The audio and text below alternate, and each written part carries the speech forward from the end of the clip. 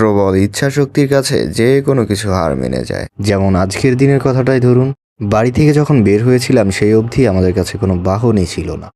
গন্তব্য আর উদ্দেশ্যহীনভাবে হাঁটা ধরেছিলাম। ইটস নট কাকতালীয়, ইটস ডেস্টিনি। রাস্তায় দেখলাম মাসুম একটা মিশু ভ্যান ড্রাইভ করতেছে।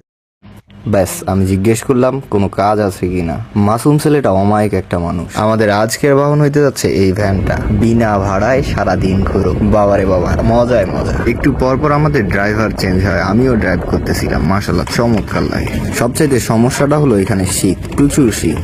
একটু পর পর নাক দিয়ে করতে হচ্ছে, কজ ঠান্ডা বাতাস।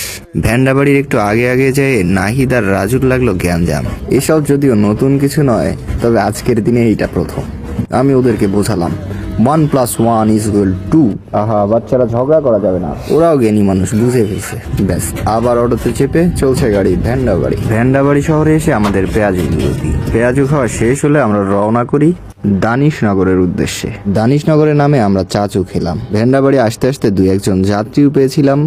আমি মনে করি গ্রামে মাটির বাড়ি থাকা আবশ্যক, কিন্তু আজকালকার গ্রামের বাড়িগুলো কেমন জানি বাংলিশ টাইপ হয়ে যাচ্ছে। মাটির বাড়িগুলো দিন দিন এক প্রকার উধাও হয়ে যাচ্ছে।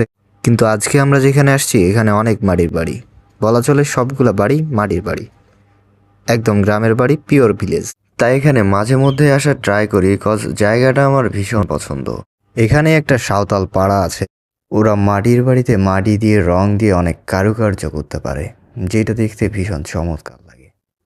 আনফর্চুনেটলি এরা অনেক সুপার সেন্সিটিভ অ্যান্ড প্রোটেক্টিভ, যার কারণে কোনো ভিডিও করা হয় নাই।